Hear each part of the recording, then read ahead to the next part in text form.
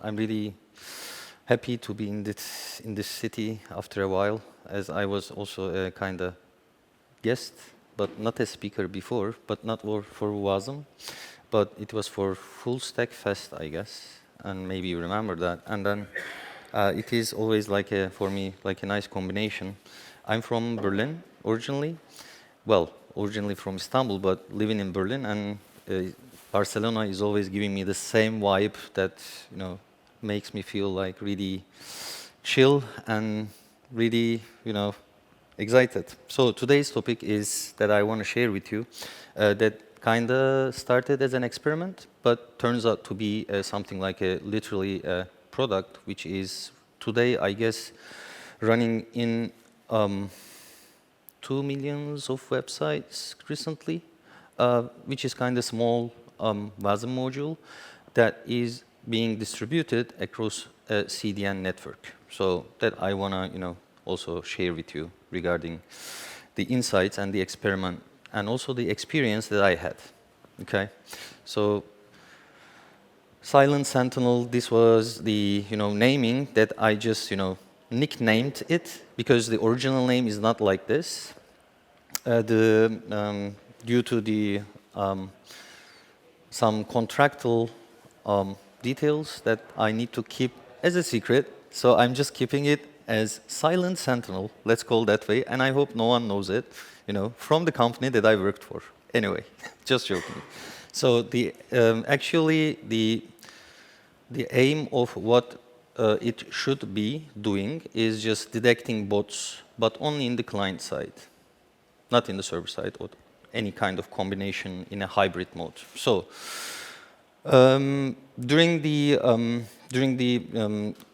onboarding of the module, the Wasm module itself, I had a kind of idea of implementing this whole flow of detecting bots from scratch. What I mean, I was also asked to also design the system behind how to handle the analytics of what you are providing as an information back to our servers too. So this is also another detail which is also critical. So based on this, what I will tell you about today is like an index. Like I will tell about you a bit more, like about what Sentinel is doing. And of course, I needed to do some competitor analysis for the company as well. So I was acting like a, let's say, sales and marketing person as well. And also from scratch, I need to plan all the way ahead to be generally available. That's also another part. And of course, I have started, experimenting with assembly script. I will tell you in detail, but you can just, check it out. It's something like a dialect that you can use to compile TypeScript-like code into WebAssembly, which is also interesting. But then we switched to Rust, and I will tell you why. And then I will tell you in terms of the internals of how it works. Then I will tell you also in terms of the whole service orchestration and also the cultural transformation of what we did in the engineering team too. So it is like not such a talk that you can find lots of internals of what this specific Wasm module is doing literally, but I will tell you, just as a, from a holistic point of view. Before starting that, who am I? Living in Berlin, in the industry for more than 20 years and worked for several companies in different industries. But I basically like to share what I have learned with the community, with the rest of the community, especially with the community who are interested in open source, basically. So also, I've just started 2 products which I have in mind, like, including some toolings like Nginx unit and also something which is using synthetic data, which I'm really interested in. Anyway, this is just a joke. And then how the story begins from scratch. So I had a friend in Turkey asking me, Barış, how about, changing the whole structure of what we are doing as a CDN company? And what would you do? The first, you should keep away a bit and think about, oh my God, how to handle all of this kind of hurdle into something that you can just make it more meaningful and manageable, which is amazingly hard for a CDN company. You have on-premise servers, and they are not using cloud at all. That's another complexity also that, my, lovely CTO friend told me, and happened this way. So I suggested this, and then he was like, okay, so maybe we can start something smaller. Because I was also thinking the same, and he expected me to also come up with some kind of something like a pet project that we can start implementing. And I noticed something, that they don't have any kind of bot detection at all in their own tiers. They are offering lots of packages for their customers, including TikTok, but they are not offering anything like that kind of security package or something. So then I thought that, okay, why not building a client bot detection tool first? And he was like, yeah, let's do it. Okay. So what is coming up later then is something like, I was thinking like, how about blocking the bots once they're jumping on a page. Either it is from a headless browser or something like a automation tool. Anything that you can imagine. So then we have just planned based on the competitors, and the picture as a really, really rough summary is like this. What we supposed to do, other than the competitors are doing, is basically client-side detection. We are doing static checking. Of course, we will utilize Wasm. This was something that I was planning ahead as well. And it will be browser native. So we should at least, the most majority of the browsers which are being used by their own customers based on a certain number. Like, for example, if we have Chrome more than 80% of their customers, we should also support the latest Chrome or Safari or other browsers as well. But the other one, the competitors are generally doing, I have a 35 pages of analysis that I spent around 3 days to complete. And they are basically doing this. If you see a reCAPTCHA, CAPTCHA, or any CAPTCHA from any company, they are basically like, going to the server side to check the current hash to match if the user is matching with their user IDs, and they are trying to match with the browser, and then they are trying to run actual algorithms in the server side and quickly returning back a result to the browser. This is how it works, but there is a latency, of course. So which means that at least 120 milliseconds they are losing on the way, because it is dynamic checking included, which means in bot detection industry, dynamic checking is mostly like user interactions are getting checked, like mouse movements, and those kind of details about, for example, if you are in a headless browser is not going around. It just goes there and clicks it in 1 millisecond or 2 milliseconds, basically. So it's so easy also for them to detect it. It is async, that they are waiting a confirmation from the server side. And as I told you, that they need to also manage the server and client interaction in between. That's also another part, which is coming up with another hurdle on top of it, that they need to have a proper integration testing flow, that they will always be sure that, okay, everything is working fine. Why I'm talking about testing, I will tell you later then. So that's why we just chosen, at least just to start small, static checking. Then, just to avoid this hell, like, every time you are just mostly I'm just, really failing most of them. Not the Cloudflare one, but the most of the other, ones with the pictures, I'm totally bad at it. So this was something also I have talked with the sales department, how about something which is not doing this? And they were like, yeah, why not? Let's do it. So I have communicated with marketing, sales. Of course, we started with the engineering team and CTO as a virtual team, let's call it that way. And then, as I told you, these are the more detailed information about what is static checking, and also in comparison to the dynamic checking, which is something like you are just checking browser characteristics. Alongside with the dynamic checking, you are checking the user interactions. As I told you, like mouse movements, click rates, and blah, blah. In static checking, there are lots of browser internals included. Like user agent is the simplest one because it's just a string. And you can apply any algorithms on top of it just to detect what's going on, including plugins, navigation, resource, and paint timings, and lots of other stuff. I will also show you some part of the Rust code that we just preferred to go with, and then you will see in detail then. So we just planned this way. So there are 3 steps. First one is the CDNs and edge to be considered. So in the ideation phase, we considered this both to be distributed across their own CDNs and also should be cached if the version is still the same. And the second one is that no one was aware of Wasm at all at that company. And this also includes lots of other, kind of information sharing meetings with others. Everyone was asking how a binary can work in browser, like those kind of questions I was just hearing. This was what I was actually expecting to hear because we were supposed to work as a team there, so that was why I just, included all of the, documentational support and also the support during the day, basically, about their questions. And the third one is distribution and launch. Yeah, it should be distributed across the whole world, basically. Then we started with the discovery of the requirements about how to build a Wasm module. And the next one is the analysis of the market competitors. Lots of fun there, 35 pages of a document.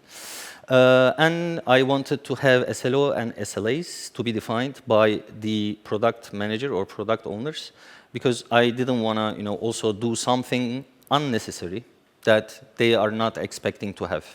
So then I will tell you in detail that we jumped into the next step. I had planned the whole thing together with the team based on vertical slicing, which means like including just shipping first and then making it better later and making the best at the end. And then we planned the sprints. They were working in a kind of Scrum-Bun approach. So I have planned the first 3 or 4 sprints, and we just started working on that. And then we had shipped the first MVP, to also iterate on the learnings that we had. And the tooling part is something like this. We started with assembly script, which is really good at, if you are familiar with TypeScript, it is literally TypeScript with some really small details different. But also, there is something that I will tell you, most of the reason that we have chosen Rust, it was type conversions. And I have chosen Dino in terms of the backend implementation for building the services, the actual services, based upon basically like streamlining the data back to each of the database persistent level of each of the services which are handling the analytics data. Why not? Because it's really easy to start. It feels like if you have any kind of experience with Ruby on Rails, it's like that, just only for TypeScript. Everything coming with testing, linting, everything included. So if you don't want to have the pain like the same way that you are building a project based on JavaScript in the server side, Node.js can be an option for sure, but Dino could be your solution. But ecosystem is not that mature like the other ecosystems that you can compare with. It's basically like an event bus that I have chosen because it is also supporting the change data capture format that I really would like to have in an event bus, which also has its own persistent layer. So whenever you create a new service, you can also populate the same data in the new service created. And this service has its own data based on the conversions or data transformation. If you want to add something new, it also replaces the whole past to populate the database. But it has a learning curve, for sure.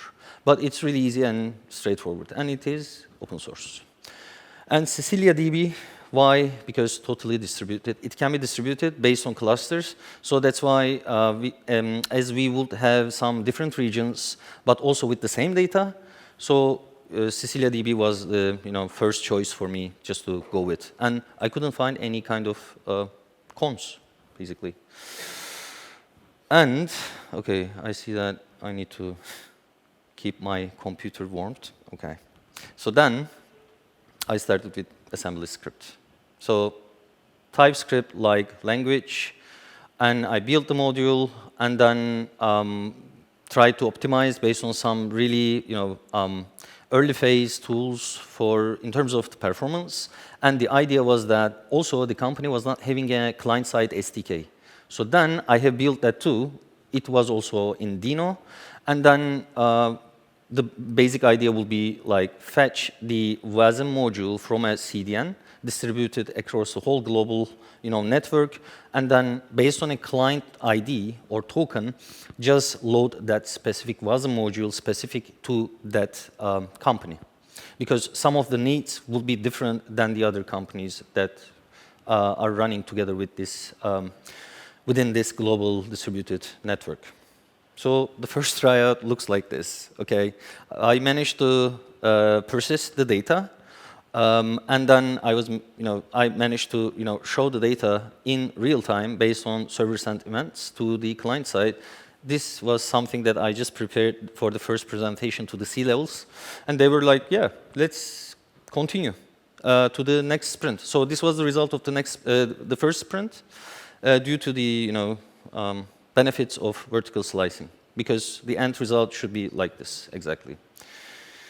Pros and cons of assembly script, basically like really familiar syntax, static typing, interoperability, really easy. But cons, limited type support, because Wasm is totally different dialect. I mean, not dialect, but also different foundations that it has. And TypeScript is not for it, for sure. And the ecosystem is still getting mature, so I think it will be an amazing tool in the future for sure, but it's still with the 0.2 blah blah version, so I am still waiting for it, the exact moment that I can start using it. So that's why I just check the other toolings that most of them are languages, but each of the tooling is providing me maybe better performance, including better experience today, because after I built this tool, I would not be the only one who would continue building this tool, because the other folks will continue working on it. So then I noticed that, okay, why not switching to something really memory safe and also fully interoperable and really strong ecosystem, and of course first-class support literally for Wasm. I've never seen something like this before. It feels like that Rust is built based upon supporting Wasm. I felt that way. Just one command, you have the Wasm module, that's it. You don't need anything. I will tell you in detail with Wasm pack, so it really works in combination really well. So, as I told you, assembly script was out after a certain point. But it was bad after we built the first module. Then I returned back and refactored the whole package to be a Rust package, basically.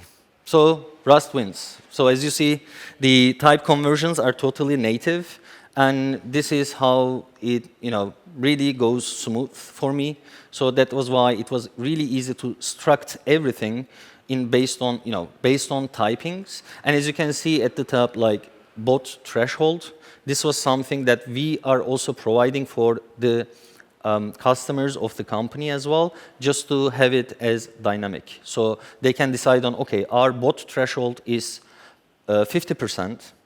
Okay, this is 60 now, like 0.6. They can decide on for also their own customer segments, either maybe for, let's say, marketing segment can be having more scores to be detected as a bot, or the other way around. So the Rust wins. Then we planned the migration. First, identifying the limitations that I told you.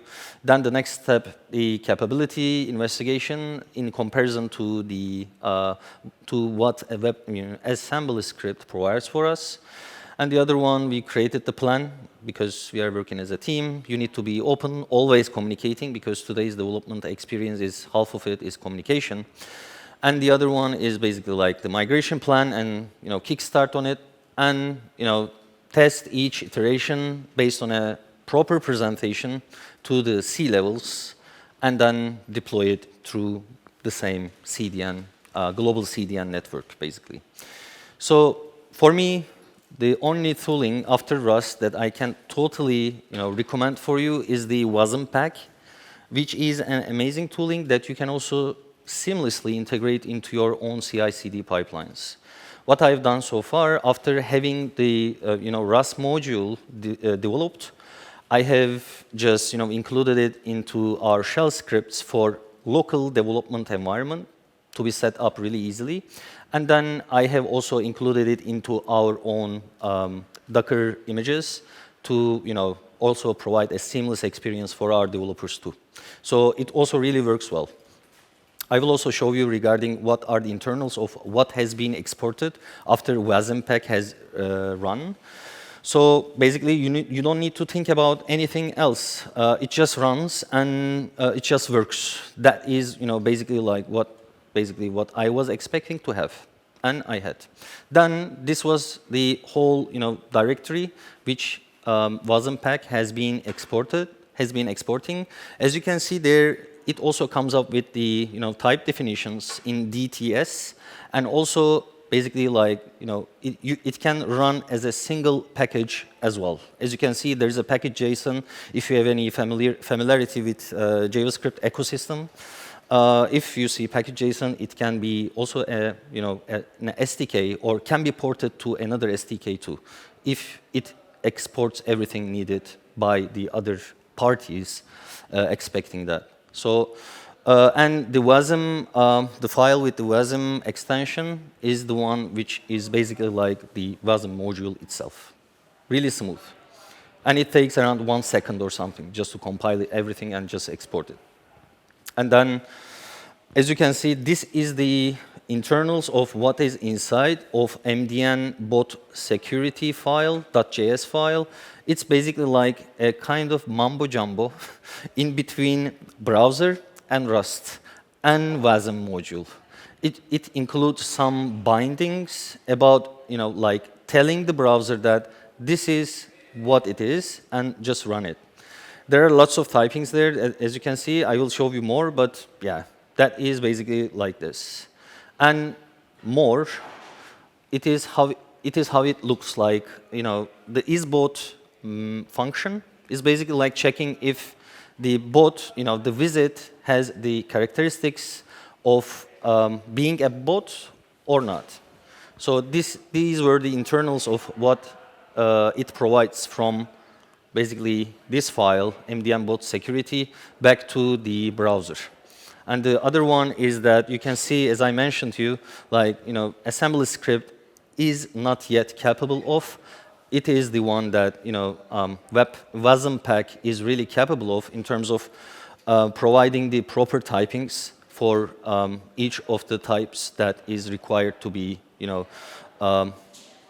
executed by the browser. Because browser is totally a different environment, which doesn't know anything about what a mutable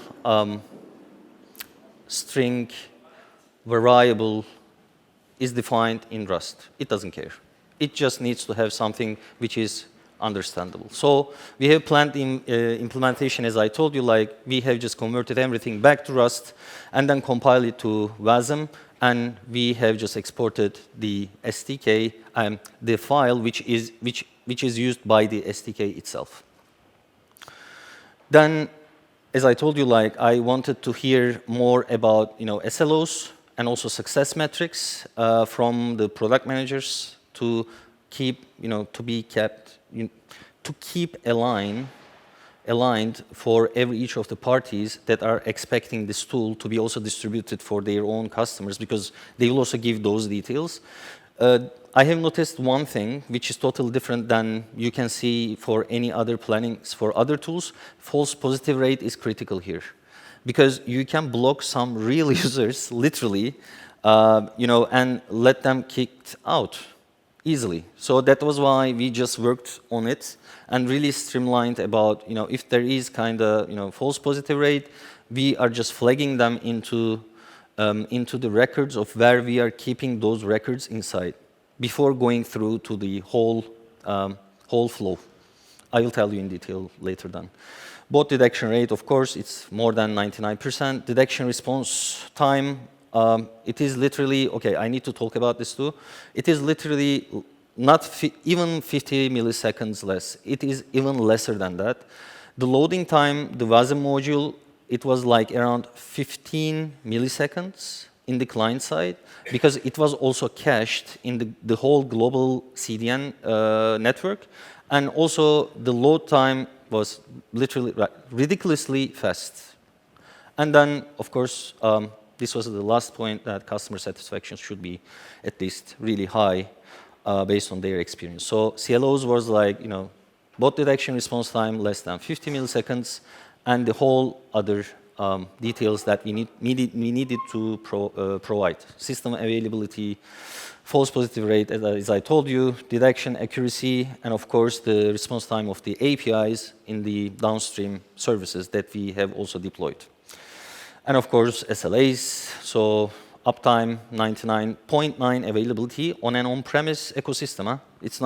It's not something that other cloud providers are providing for you. Of course they are providing it, but doing it on-premise,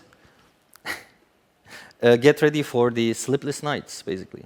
Yeah, this is totally crazy. Anyway, then we have also utilized our customer success based on the based on what I was suggesting, to have a literal cultural transformation in the team too, because they were like working like as a whole team, like 40 people just as one team, which was not working well for them too. So we just also separated each of the domain into separate parts. So we managed the whole flow pretty easier than the previous setup.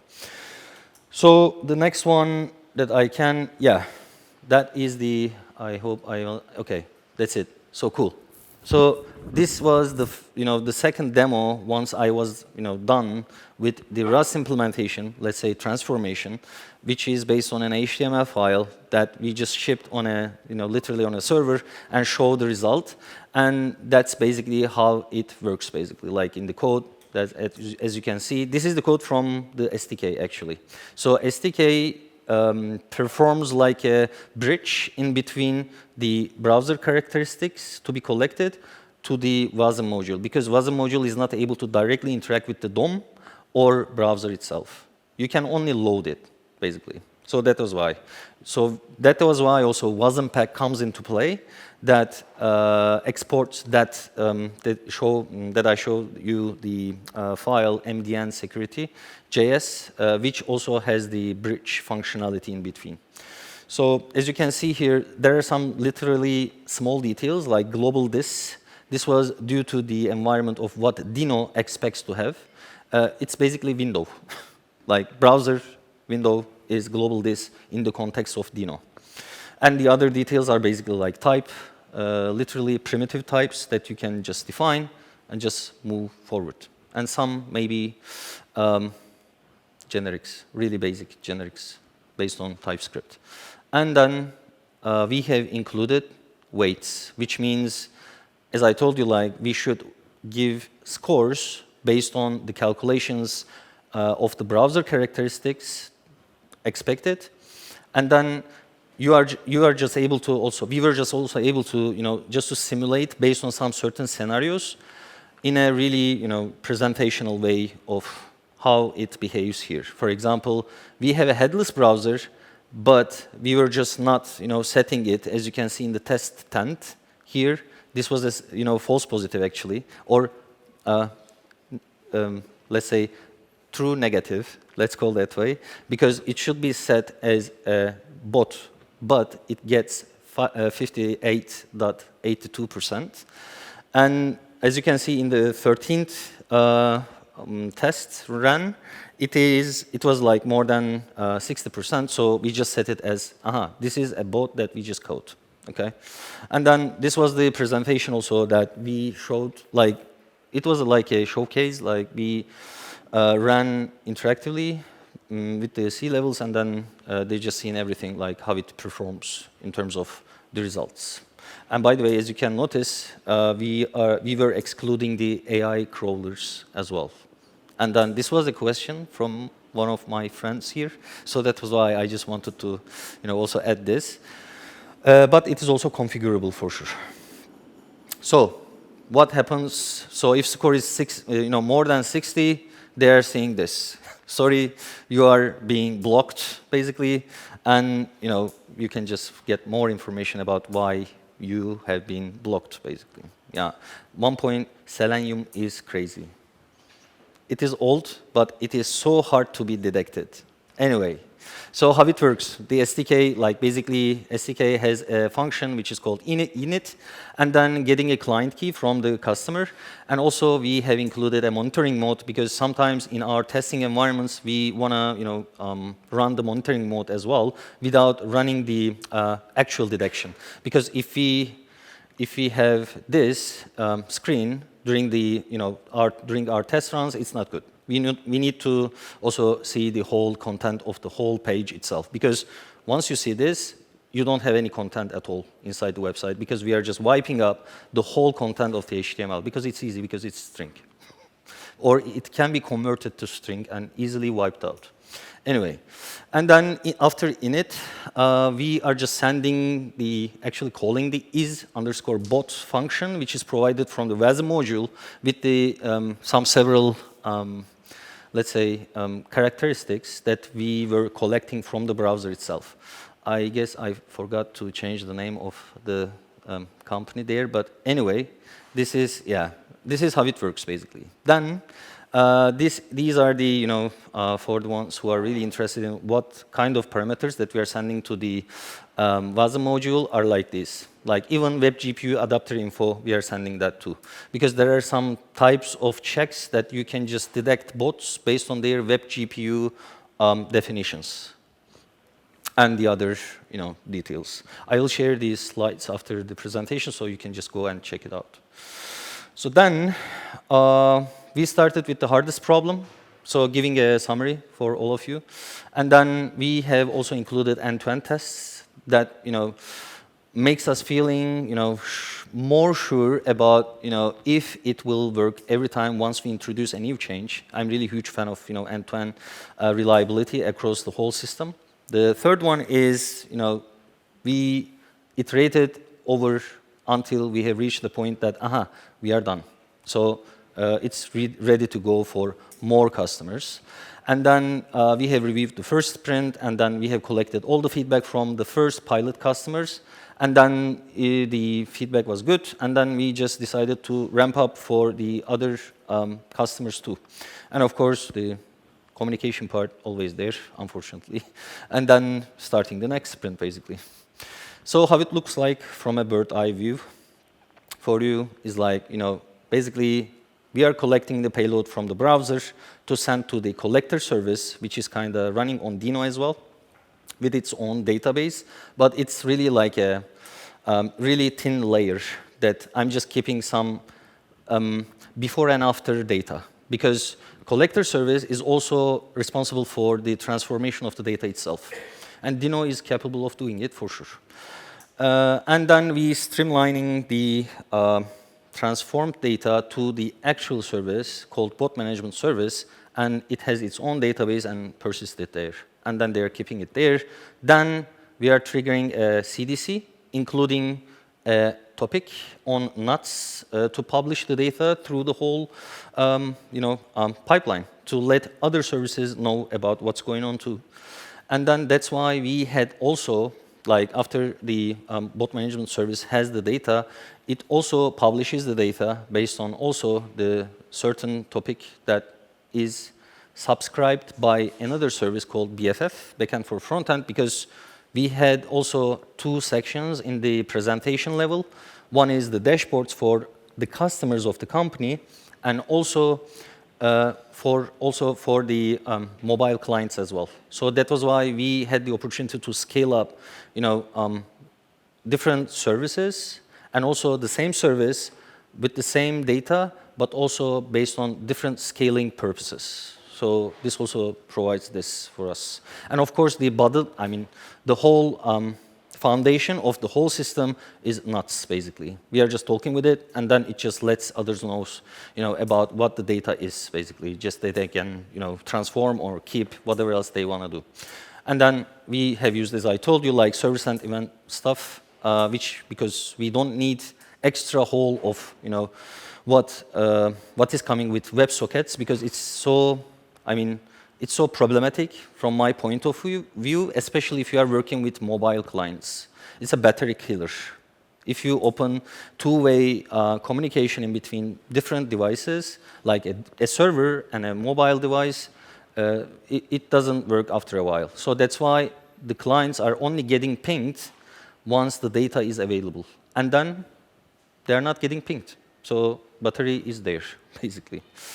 So this was the, the whole idea of why we have moved that way, just write tools for the right job or the other way around. So what we have also utilized is, web workers, for sure, because there was a detail that, we wanted to also not to block the actual user experience. So that's why we have moved the whole, bot detection process in the browser into a different thread, into a different browser thread, let's call it that way. So then that's why we are creating a web worker on the fly once the WebAssembly module is available in the browser. So it's not blocking the whole experience of what the user should have at the end of the day. So it looks like this, basically.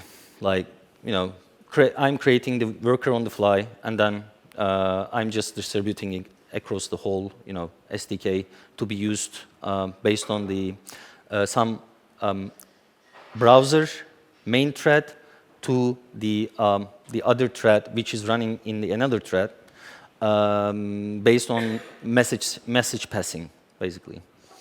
So that's basically it. So as you can see, like every event has a data, including with a type. So they have different types of actions. First init, then checking if the bot or not, and then moving forward, basically. So the other goodie here that I have also utilized, which is send beacon, which is totally native, browser native function, which is working really interestingly. It always, does a HTTP post request whenever you want, but you can utilize it to send that post request once the window is only closed or once you change the tab, which means if you are dealing with analytics data in the browser, that also makes you feel that, okay, I don't want to also block the user experience in the browser while doing a post request in the background, because it may also occur that people can be blocked during their scrolls down. So that was why I just utilized this as well. Basically, send beacon is just working like really smoothly. And it's included inside the navigator object within the browser. So that's how it works, basically. Like, really smooth, and once you are done with it, you don't feel any kind of blockage in the browser experience. All right, cool. Going so fast, and let me tell you. Okay, this is how it looks like in general. Browser, including this SDK and the web worker, and the collector service is collecting everything, basically. So the cultural transformation details are here that I just run through. And then, of course, the other methodologies that I have just completed. And then it just runs mostly more than 2 million of websites. So these are the details of what we have. So I will share also the slides that you can just get it from the QR code. And thank you very much, and sorry for being late. I was not aware of the time. Thank you very much for listening. Yeah, thank you.